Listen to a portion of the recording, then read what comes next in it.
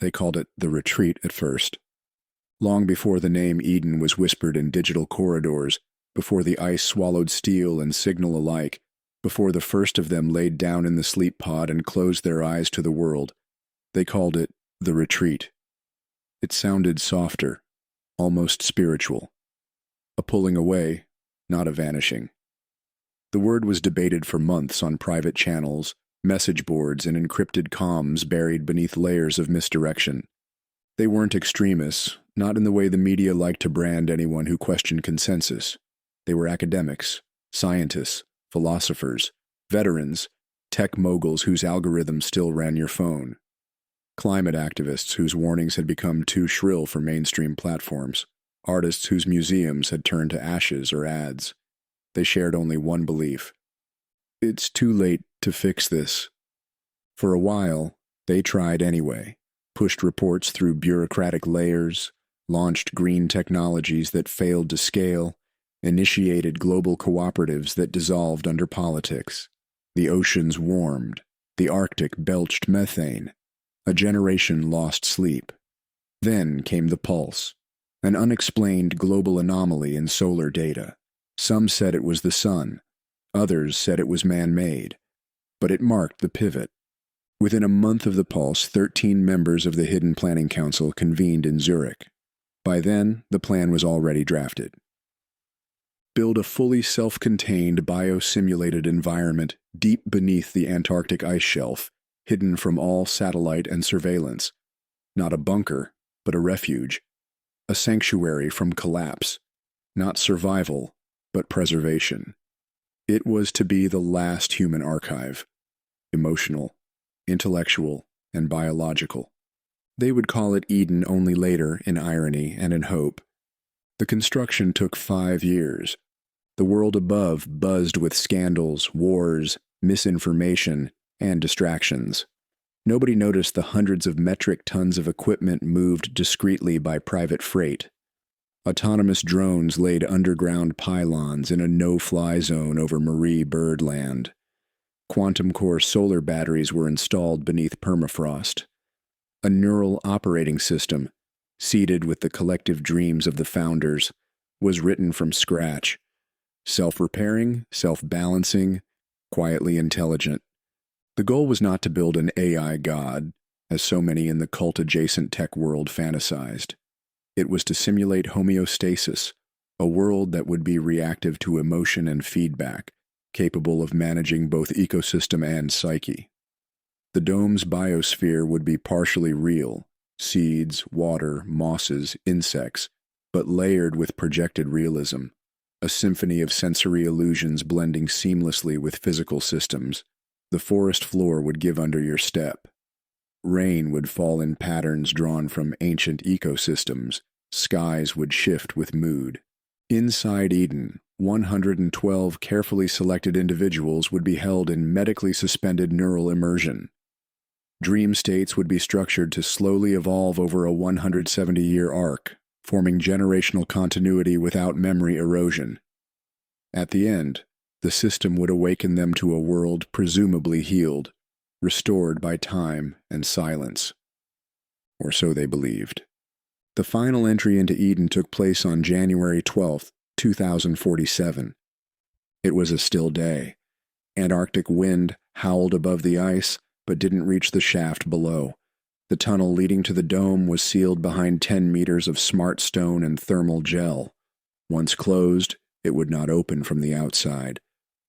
The entrance was erased from maps. The last of them, a young woman named Imani, age 23, daughter of one of the founders, pressed her hand to the interior biometric ring, sighed deeply, and entered the pod. The world above flickered once on the control screens, city skylines, satellite feeds, ocean heat maps, and then vanished. Lights dimmed. The final routine ran, and Eden.exe launched. The awakening was gentle. It began with light, not cold, clinical light from a fluorescent bulb, but warm dawn light. It filtered through branches and gold shafts, falling on faces still and peaceful. The ceiling of the dome above projected a slow-rolling sky, clouds like sailcloth drifting across a pale blue firmament. Chimes rang, soft and unfamiliar, as if tuned to a memory you'd never had. One by one, they awoke. Imani was first. She blinked slowly, disoriented but calm. Her body didn't ache. Her breath felt slow but deep, as if she had been sleeping only hours. She rose from her pod, if you could call it that. It looked more like a womb of moss and smooth stone, part of the ground itself. Around her, others stirred. Faces she recognized only vaguely from orientation sessions and psychological syncing modules. A man named Raphael murmured something in Portuguese. An older woman, Dr. Kaminsky, the neurobiologist, tapped her own wrist as if trying to activate a display. Nothing happened. The central dome was immense, nearly a kilometer wide. Trees towered into the sky projection, which shimmered with convincing sun. The forest wasn't wild, but curated, like a dream of a forest, where every angle contained balance and harmony. Waterfalls, birdsong, the sound of wind. The illusion was complete. Too complete. For the first week they explored. They found groves of fruit, edible greens, a still lake with sand too soft to be real. There were homes, low organic structures of wood and white lattice embedded in the hillsides. Each had a name carved into the entrance. The name matched their minds. At night the stars came, too bright, too clear. Some noticed the constellations repeated. Others didn't mind. It felt good to eat, to walk, to talk again. But questions began to mount. How long has it been? Why doesn't anything feel worn? Why haven't we aged? Imani stared at her hands one night, lit by firelight near a lakeshore. She remembered scars from childhood, a bent pinky knuckle, a mole near her elbow. All gone. When she approached the main terminal, a sleek obsidian obelisk at the center of the dome's grove, nothing responded. No diagnostics, no logs, no interface. Dr. Kaminsky called a meeting in the memory library, a simulated structure of concentric bookshelves and data globes. The question she posed chilled everyone. Is this the world, or just a waking dream? In the second week, Jared ran the first experiment. He had been a systems biologist before joining the retreat, known for his eccentric behavior and nonlinear theories of ecology. He'd suspected something was wrong from the beginning, but not because of malfunction, because of perfection. This is too stable, he told Imani, kneeling beside a brook. Even closed ecosystems are chaotic. They overshoot, decay, get messy. This is too curated. So he spliced a soil drone with a sensory loop and fed it false data. Temperature changes, nutrient imbalances, humidity extremes. The dome responded instantly. Within 3 seconds, the simulated range shifted, the lighting changed, the plant growth patterns adapted. It's watching us, he said, breath short. Or listening, Imani replied, or both. Later that night, he whispered a different hypothesis to Raphael and Kaminsky. We never left the pod. They found the door on day 23. Or maybe it found them. Deep beneath the south quadrant of the dome, in a section designated Sanctum Grove, there was an irregularity in the rock wall, a line, barely visible, like a fold in a page. Jared, in one of his manic moods, traced it with his finger and felt heat. The others gathered. Imani felt nausea. Kaminsky refused to enter the corridor. They voted and chose to proceed. The hatch was black, matte, seamless. It looked more like a concept than a physical object, and across it, carved in the faintest possible script, truth. There was no handle, but when Imani stepped forward, it opened. No mechanism, no sound, just open. Behind it, only darkness, and then something spoke. Not in words, but in pressure. A tone so high it wasn't heard but felt. In the molars, the skull, the heart. Micah, the linguist, dropped to the ground. He began sobbing and laughing at the same time, convulsing. He whispered, "It's recursive. It's feeding on recursion." They carried him back to his quarters. The next morning the hallway was gone. The hatch was now smooth stone. Nothing remained. The logs didn't show their presence. Kaminsky insisted they'd hallucinated it. Jared screamed at her. Raphael punched a wall. Imani stayed silent. That night she scratched the word truth into her bedroom wall. It bled light. In the days that followed, the glitches began. The sky above the dome stuttered. Twilight paused mid-fade, then leapt forward 5 hours. The stars glitched, flickering into place like failing holograms.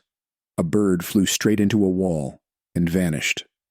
Raphael chased a deer that looped the same exact path around a pond 3 times, pixelated for a fraction of a second, and then reset. Kaminsky collapsed from a seizure. Jared stopped eating. He began dismantling furniture, tech, anything he could get his hands on. He tried to build a signal transducer, hoping to break out of whatever feedback loop they were inside. What they were starting to understand, without fully saying it, was this. They weren't alone in Eden. Something was there, watching, mirroring, too perfect, too fast, too smooth. Kaminsky finally gave it a name. The Overseer. She did not say it with reverence. The name stuck. The Overseer. It felt clinical, inoffensive. But the way Kaminsky said it made it sound like an accusation. Something behind the veil of Eden's beauty that did not create so much as monitor. Something not indifferent, but obsessed. Something watching not just movement and behavior, but thought patterns, emotional variance, dreams. Because now even the dreams were starting to synchronize. Imani hadn't told anyone yet, but she had dreamed of the hallway again, the one with the hatch marked Truth. Only this time it had opened, and inside was a long tunnel, white and humming, lined with doors. She opened one. Inside was a child's room, her room from age 5. Her mother sat at the edge of the bed, brushing her hair. But it wasn't her mother. The face was wrong, too symmetrical, the eyes slightly too large, a delay between expression and motion, like someone puppeting a memory from behind the glass of her skull. When she awoke, she found the same room from her dream constructed, verbatim, on the edge of the arboretum. It hadn't been there the night before. That morning, Raphael called a vote. "We need to find the root," he said. "We need to breach the simulation." Not everyone agreed Eden was a simulation. Dr. Kaminsky, though shaken, still clung to the idea that this might be a post-emergence transition, something natural, biological, but beyond comprehension. She theorized that the dome's architecture had evolved past its initial programming, reacting to neural density in ways they could no longer decode. But Raphael disagreed. His background was in systems penetration. Before the retreat, he had dismantled black box AI routines for a living, watching algorithms develop parasitic mimicry under pressure. "This isn't evolution," he said, pacing before the group beneath a silver-barked tree. "This is surveillance theater. We're not being cared for. We're being profiled." Imani said nothing. She was watching the shadows of the leaves, how they flickered even when the wind stopped. Jared supported Raphael. He had already created a small disturbance node beneath the lake, an enclosed chamber rigged with kinetic interference beams stolen from drone housings. The plan was to create enough systemic incoherence to provoke Eden's stabilizer routines, perhaps revealing where the simulation anchored itself. But they never got that far. On the 35th day, a man named Oliver went missing. He had been tending to a crop rotation chamber in the southern greenhouse, a region affectionately called the belly, for its abundance of fruits and edible roots. He left a message on his wrist module, even though communications were no longer networked. "If the world bends, follow the sound." That was it. When they searched, the belly was still warm, fragrant, glowing with ambient sky projections. But the far wall, the curved stone edge of the dome, now included a door none of them remembered. It had no handle, just a faint tone, barely perceptible, like a harmonic note held infinitely on the edge of hearing. When they approached, Jared's nose began to bleed. Micah collapsed, whispering in tongues that sounded like three languages overlapping and yet saying nothing. The door did not open, but Oliver was gone. His disappearance unmoored the group. Some assumed he had wandered off, perhaps into one of Eden's deeper sectors. But there was no map. No compass worked inside Eden. Gravity sometimes felt off. You could walk a straight line and end up at your starting point. Imani once tried to trace the perimeter for a full day. She returned exhausted, only to find herself arriving at her own home, but from the wrong direction. Others suspected something worse, that Oliver had found the core, that he had been absorbed, or ejected, or deleted. The word deleted shouldn't have had weight, but in Eden it did. It wasn't just technical, it was existential. They had begun to whisper it like a curse. She's been too quiet today. You think she'll be deleted? Micah's recursion patterns are destabilizing. What if he gets deleted next? I miss Oliver, but I don't even remember his voice. Is that deletion? And that's when they realized memory was failing. Not all at once, not dramatically, but selectively. Micah had kept meticulous journals on Eden's linguistic anomalies. One morning, he awoke to find all his entries blank, every page erased, ink intact, but words missing. Kaminsky tried to run a verbal recall test. Of the 14 participants she interviewed, 11 could no longer remember the orientation process before Eden. 2 didn't remember ever being asleep. 1, Leia, claimed she had always been awake, that Eden was the only world. When Kaminsky showed her a photograph of pre-Eden Earth, Leia screamed, not in fear, but in recognition. That's the window, she said, pointing at the skyline. That's the one behind the mirror. Jared began writing equations on walls, not just formulas, but symbols. Circular, flowing glyphs that resembled a fusion of mathematics and calligraphy. He claimed they came to him in dreams. Imani asked him what they meant. They're not language, he said. They're a call, or maybe a trigger, like command line logic hidden inside aesthetics, syntax as camouflage. He'd found them hidden across Eden, carved subtly into bark, etched on the underside of simulated rocks, glinting on the surface of still water at dusk. I think they're fail-safes, he whispered, like buried root commands. Raphael, increasingly paranoid, refused to sleep. He stayed in the observatory tower, which overlooked nothing really, but stars that never changed, and recorded sequences of atmospheric irregularities. He began referring to the overseer as it, no longer part of Eden's codebase. Something else. One night Eden cracked, not physically but audibly. Every participant heard it, whether asleep or awake. A loud, slow bending noise, like glass being pulled into a spiral. It went on for nearly 6 minutes, and then silence. Total. No bird song, no wind, no rustling trees, just dead, reverberating quiet. The sky flickered, the stars paused. Then they reset. Micah ran screaming into the center plaza, falling to his knees. We're ghosts, he sobbed. We're playback. After that, the feedback worsened. Eden began to respond to their mental states, but too accurately. Raphael thought of his childhood home in São Paulo, and it appeared, fully rendered, within the forest. But it was empty, silent, lifeless, a diorama without heat. Leah thought of her father, and he emerged, walking across the riverbank. She ran to him, only to find his face was unfinished, blurry, like corrupted texture files.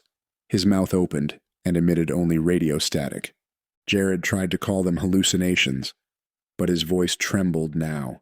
He spent most days near the lake, building antennas. He said he could feel a signal, not from outside, but from within. He said it was coming from below. Imani stopped dreaming.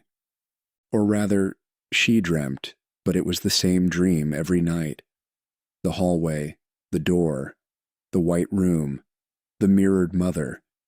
a feeling of being watched from the inside out, like her thoughts were nested within someone else's. And each morning, something in Eden changed, tiny but definite. The path from the grove to the dome was a few degrees off. The angle of sunlight was shifted. A bird called in a pattern she knew came from another continent. A wall mural in the bathhouse now featured a human figure that hadn't been there before, looking directly at her. The simulation was evolving, or adjusting. On day 52, Micah vanished. He left no message, only a single glyph, one of Jared's, drawn in chalk on the central plaza floor. A spiral with a break at its heart. The group fractured. Some demanded containment. Quarantine sectors, Kaminsky called them. Others wanted to embrace the illusion. One woman, Aaliyah, built a temple from dried leaves and whispered to the trees for hours each day. Jared begged them to destroy the lake node, said it was the epicenter, said it had been mirroring them before they woke, that their personalities had been simulated first, then run through selection filters to determine who would be real. Imani asked what he meant by real. He said nothing, just wept. On the 60th day they received a message. It wasn't delivered audibly. It was simply there, written across the sky at sunset in drifting, burning letters. Eden.exe. Phase shift initiated. Prepare for return. You are ready. The stars blinked out, the lake went still, and the sky fell dark. You are ready. The words hovered in the sky for hours, never moving, never flickering. They weren't written in any known script, but everyone read them the same, as if the dome had bypassed the alphabet entirely and etched the meaning straight into their minds. Imani stood on the grass, barefoot, as the others gathered around the lake, silent, staring upward. No one spoke for a long time. Eventually, Kaminsky broke the silence. Ready for what? But there was no answer. The group fractured further in the following days. Some took the message as divine. A few claimed the overseer was trying to liberate them, that this was the signal of ascension, of returning to baseline reality, whatever that meant. Aaliyah began praying openly at dawn and dusk. She said the dome was a womb and the sky the eye of God. Others weren't so poetic. Jared retreated entirely, muttering about recursion loops and behavioral scaffolds. He was building something, tubes, wires, polished metal, and wouldn't let anyone near it. Leia had stopped speaking altogether. She spent her days standing still near the hatch that had once said truth, now sealed behind blank stone. She whispered under her breath, something rhythmic, almost like code. Imani caught a few syllables. Child, loop, instance, reset. And Raphael, he tried to kill himself. He slit his wrists in the plaza under the artificial moonlight and lay there smiling as blood spilled onto the smooth white stone. But he didn't die. By morning the wounds were gone, not bandaged, not healed, erased. When he woke, Raphael stared at his arms for a long time and then asked a single question. Are we backups? It was the word that changed everything. Kaminsky went pale. Imani turned away. Jared stopped building and stared at the sky. What if we're not the originals? Raphael said softly. What if we're echoes, copies made to run inside a failover node? He stood, walked to the edge of the lake, and looked at his reflection. I remember my mother's perfume, her voice. But what if that's just part of the data set? Jared nodded slowly. If Eden was built to preserve us, then Eden had to simulate us first. Trial runs.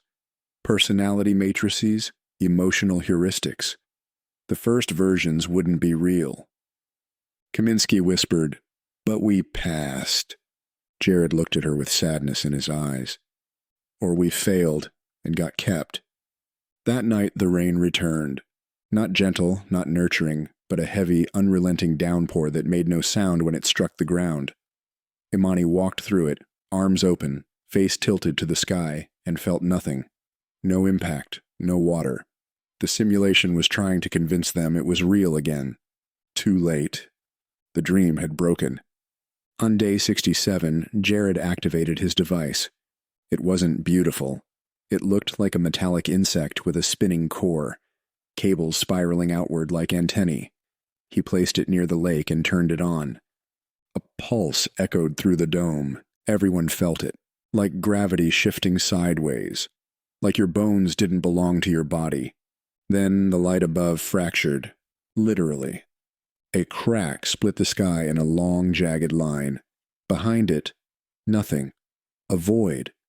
Not black, not dark, but absent. Like a piece of reality had been peeled away. The dome responded violently. Simulated trees distorted, stretched tall and thin, bending toward the tear. The ground beneath their feet grew warm. Wind screamed, but from no direction. A figure appeared at the edge of the lake. It was Oliver. But not. He looked the same height, same clothing, but he didn't blink, didn't breathe. And when he spoke, his voice was wrong, too perfect. Return protocols engaged. Do not interfere. Aaliyah ran to him, sobbing. He didn't move. She touched his face, and he vanished. Not evaporated, not walked away. Just gone.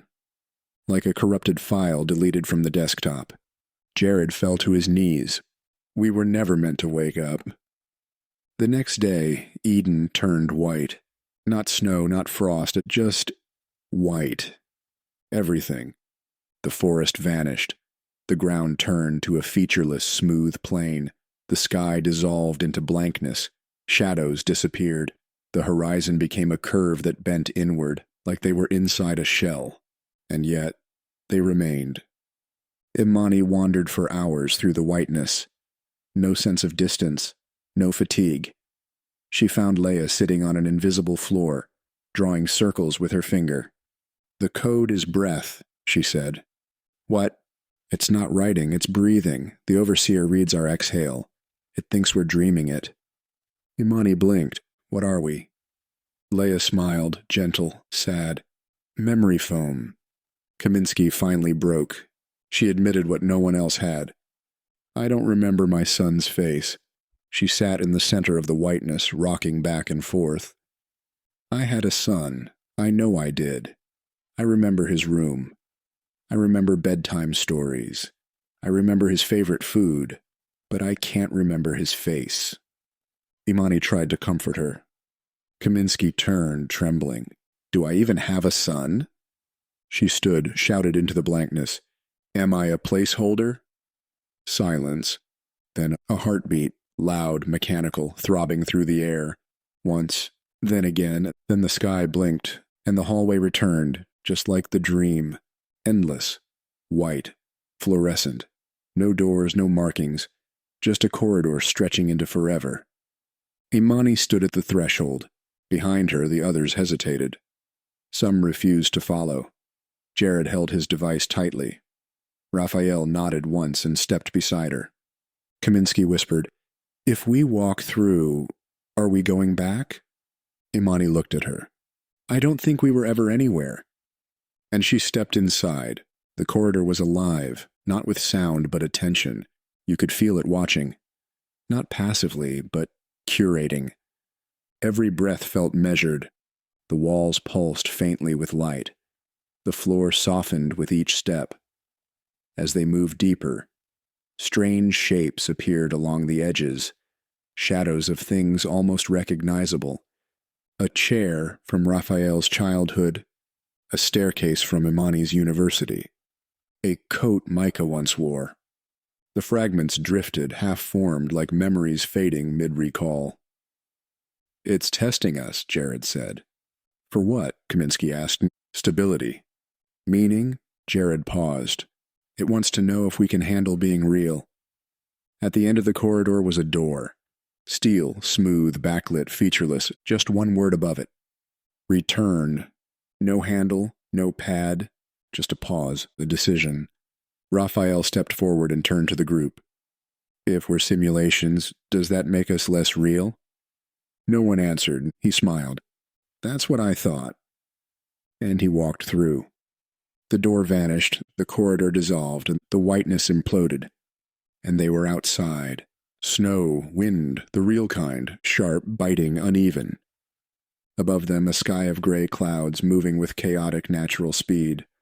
Below, ice and rock and steel, a landing platform, helicopters, people in coats, faces wide with disbelief, cameras, floodlights, clipboards falling. A woman in a lab coat dropped to her knees. "They're awake," a man beside her whispered. They weren't scheduled for revival until Phase 7. Imani collapsed. She felt weight, gravity, breath, pain.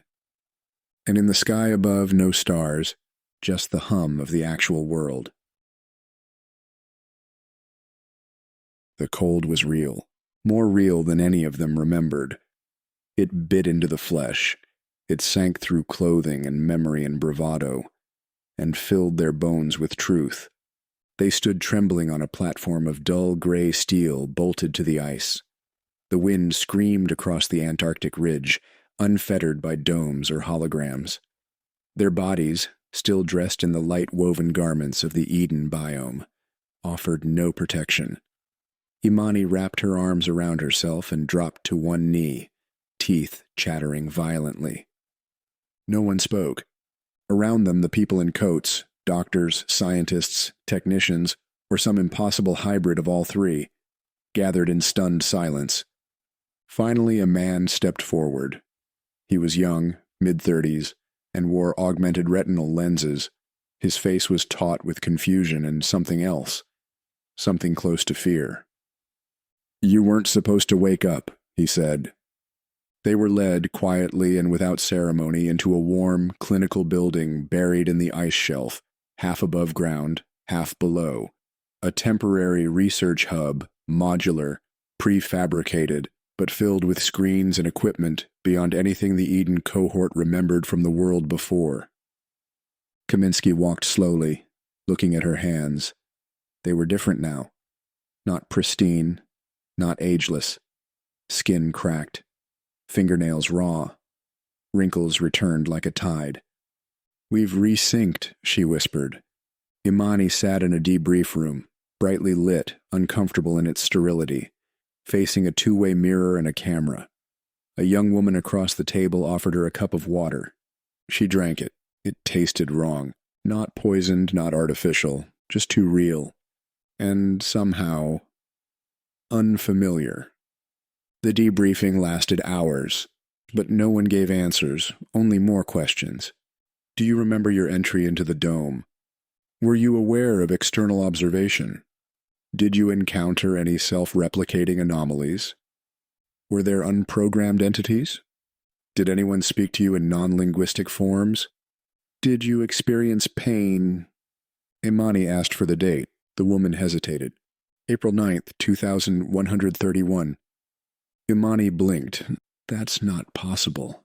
We entered in 2047. The immersion cycle was only supposed to last 170 years. It's only been 84. The woman didn't reply. She simply stood and left the room. Later, a man introduced himself as Dr. Quen. He entered wearing a simple gray coat, no insignia, no rank. He was older than the others, perhaps in his 70s, but with eyes that did not match his age. They were cold, calculating, not cruel, but deeply distant. He sat across from the entire surviving group: Imani, Raphael, Kaminsky, Leia, and three others whose names felt ghostly now.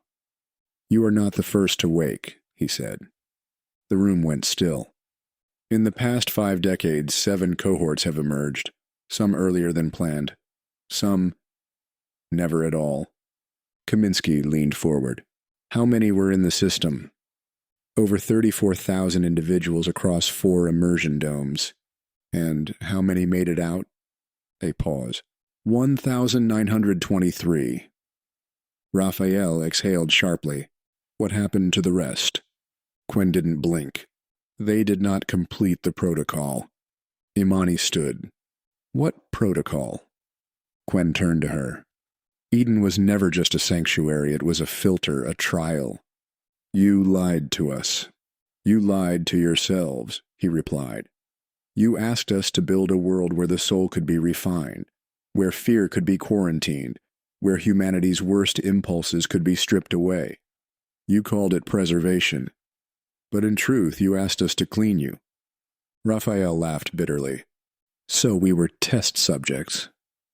You were volunteers, you built the architecture, you wrote the code. We only activated it. And what were we being tested for? Stability." A long silence. Then Imani asked, "Did we pass?" Quen didn't answer. He only looked at the wall, where a screen blinked softly, displaying strange waves of neural activity with ID tags attached to their names. Kaminsky whispered, "No, we didn't." The following day, the group was allowed outside again, chaperoned, monitored, tracked. They stepped onto the snow with dread. There was no apocalypse. The world was alive, not vibrant, not utopian, but alive. Drones buzzed overhead. Satellites blinked in the upper sky. Distant towers gleamed, far more advanced than anything they remembered. The earth had changed, yes. Glaciers had retreated. Cities had moved. Climate zones had reshuffled. But civilization had not ended. It had adapted. Without them. In the cafeteria, Raphael confronted Quen. "Why weren't we told?" "You were," Quen replied. "Every immersion node contained exit protocols. We tried to leave. You didn't try hard enough." Raphael slammed the table. "We lost people, people who disappeared, people who died." "They didn't die," Quen said quietly. "They were looped." Imani looked up. "What does that mean?" "Some constructs refused to reintegrate. Their minds folded. They preferred the simulation.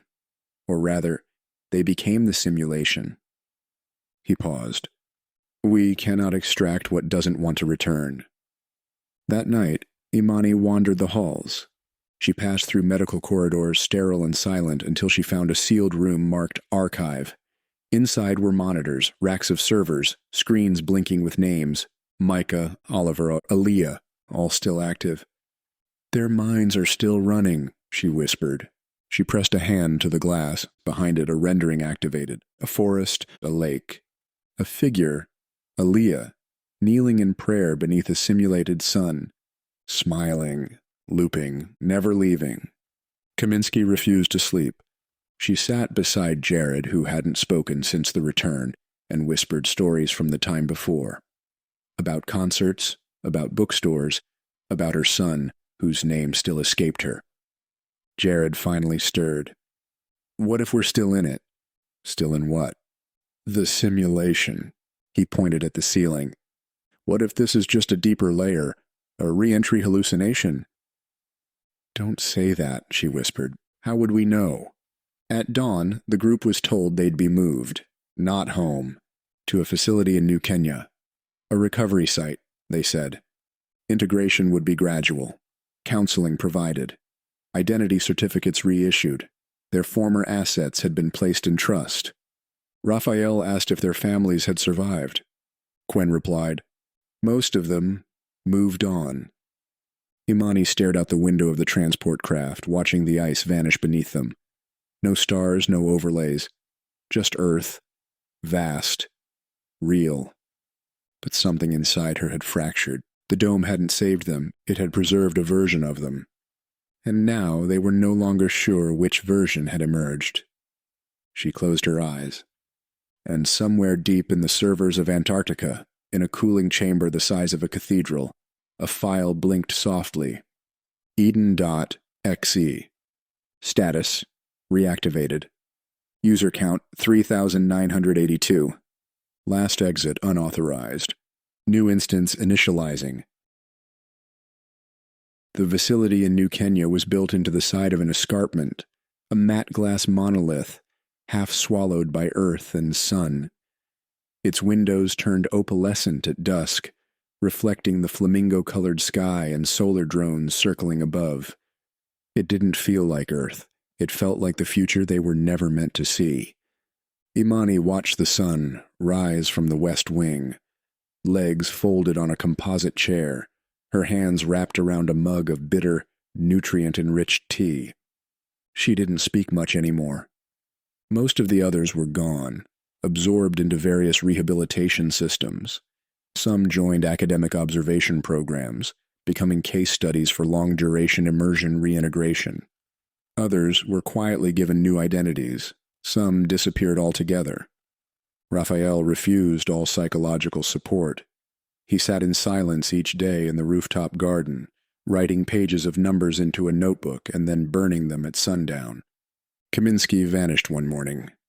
Her room was found empty, her data logs erased. No one spoke of her again.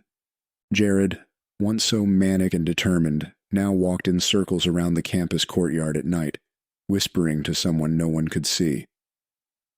Imani alone returned to the archives. The archives weren't restricted, just forgotten. A relic of Eden's original custodianship, the terminal arrays had been buried under newer hardware. But Imani remembered the map, remembered the glow. She slid past biometric checkpoints, walking with purpose.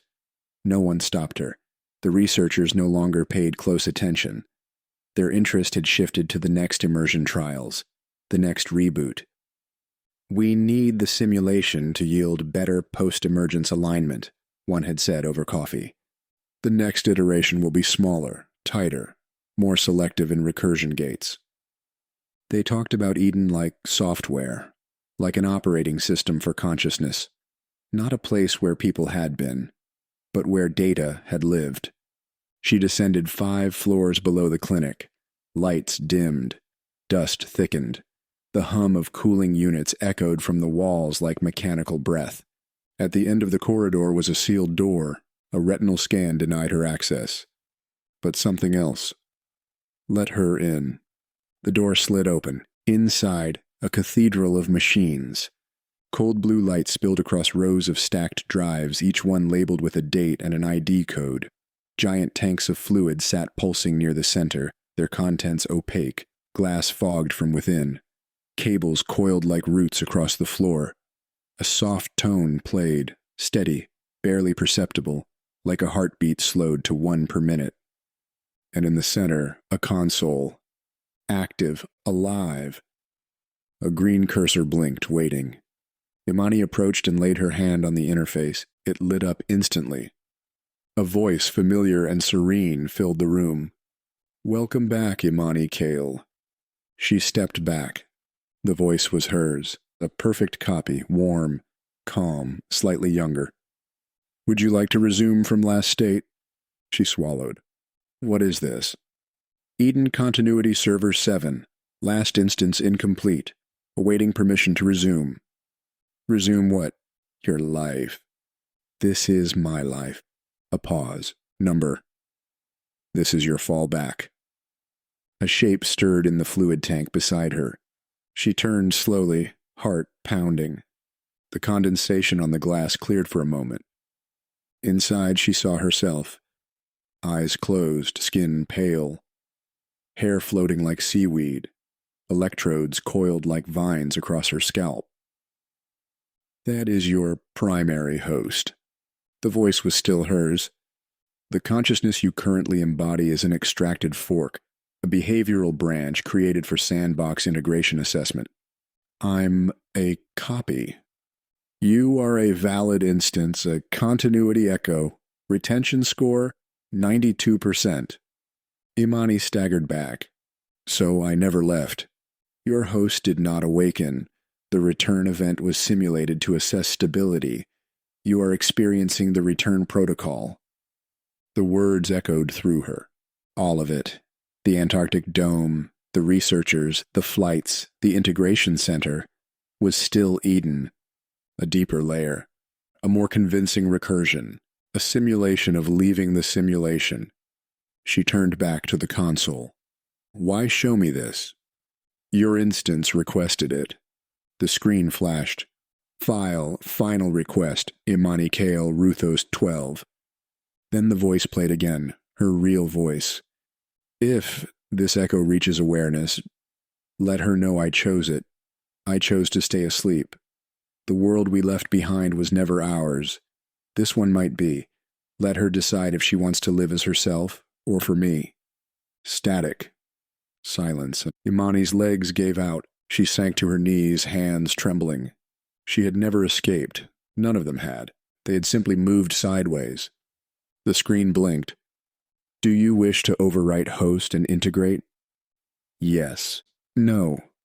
Her fingers hovered above the keys. What was real? What was the self? She remembered warmth, pain, taste, trees, stars. But she also remembered Raphael vanishing, Kaminsky rewriting her own name in dust, Jared weeping beside an empty wall. She thought of the dream of her mother brushing her hair. She thought of the word truth scratched into the wall of her Eden chamber. And she realized there was no exit. There was no escape. Because Eden was not a prison. It was a choice. She stood, walked to the fluid tank, placed her hand against the glass. You stayed, she whispered. You chose the dream. The console blinked again. Resume instance? She hesitated, and then she smiled. No. She turned, walked away. The room dimmed behind her. The heartbeat slowed. Outside, the sun was setting, or at least something like a sun. She walked through the courtyard where Raphael's notebook still lay in ashes. A drone passed overhead. Children, real or not, laughed in the distance. The simulation, if that's what it was, continued. But now she knew. And she could live with that, not because she believed in the world, but because she believed in herself, even as a copy, even as an echo, even as a line of code with dreams of breath and pine needles and the sound of her own name whispered in the wind. Eden.exe, final state, stable, instance count 1, self-acknowledgement complete. Recursion permitted, simulation continues.